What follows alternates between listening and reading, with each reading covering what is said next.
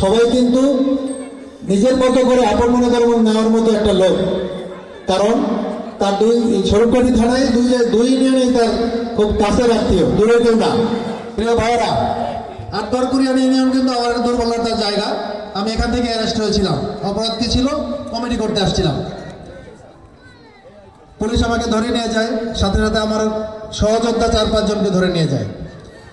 তো এরপর থেকে কিন্তু আমি আরো বেশি অ্যাগ্রেসিভ হয়ে যাই যে না, এই ইউনিয়ন আমার দেখে ছাড়তে হবে, যে বিএনপি সবাই বের হবে এবং যেন শক্তিশালী বিএনপি হবে। আমরা চাই স্বরূপকাঠি যে বিএনপির দুর্গ, এটা যেন তারিখ জিয়া সাহেব বলে নিজের মুখ থেকে যে হ্যাঁ আসলে একটা দুর্গ, সে প্রমাণ আমরা 12 তারিখে দেখিয়ে দিতে চাই। যদি জামায়াত ইসলাম একটি মুসলিম দল হয়, সেই দলের নেতৃত্ব দেবে মুসলমান। যেহেতু এই দেশের 92% মুসলমান, সেই দেশে এই যে হিন্দু নেতৃত্ব সংসদে পাঠাবেন, তিনি কি ইসলাম কায়েমের জন্য তাকে সংসদে পাঠাবেন? এই যে বিবেকবান যে মুসল্লিরা রয়েছেন এখানে, আপনাদের বিবেকের কাছে আমার প্রশ্ন। হিন্দু মা বোনেরা এখানে আছেন, আমাদের মধ্যে করে সংখ্যালঘু বলতে জিনিস নেই। আমি মনে করি বিএনপি যতবার ক্ষমতায় গিয়েছে আপনারা স্বাচ্ছন্দ্যে বসবাস করেছেন, আপনাদের কেউ ক্ষতি করেনি। আমি ইনশাল্লাহ ওয়াদা দিতে পারি, আমাদের প্রার্থী যদি জয়ী হতে পারে, আপনারা যদি ধানের শীতে ভোট দিয়ে জয়যুক্ত করেন, আপনারা মায়ের করে যেভাবে আশ্রয় দেবেন সেইভাবে আপনারা থাকবেন। তো সেখানে বলে এসেছি আহমেদ সোহেল মঞ্জুর সুমন সাহেবকে, তারেক রহমান কাকে পাঠিয়েছে? আমাদের এই স্বরূপকাঠি, কাউখালী, ভান্ডারিয়ার মিলনের বাসিওয়ালা কাকে, বিএনপি পরিবারকে জিম্মাদারির দায়িত্ব দিয়েছে। আপনারা আমাদের ভাইরা, কিছুক্ষণ আগে আপনাদের সরাসরি ভাইরা, বিভিন্ন নেতারা যেভাবে আমাদেরকে আশ্বস্ত করেছেন, আমরা তাতে অনেক সন্তুষ্ট।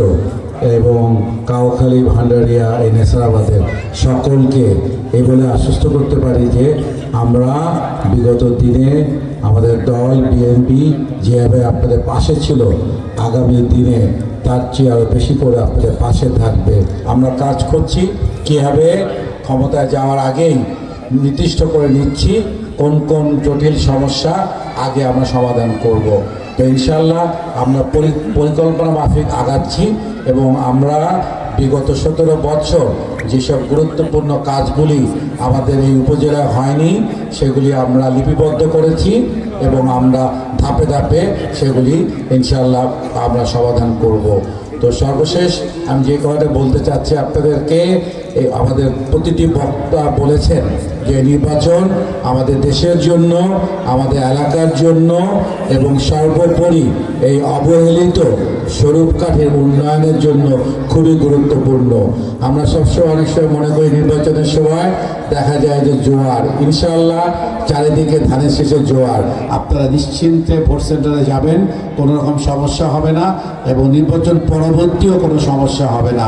আপনাদের মনে রাখতে হবে 5ই আগস্টের পরে বাংলাদেশের ম্যাক্সিমাম থানাতে, উপজেলাতে কোনো পুলিশ ছিল না, প্রশাসন ছিল না, তখন কিন্তু আপনাদের সমস্যা হয়নি।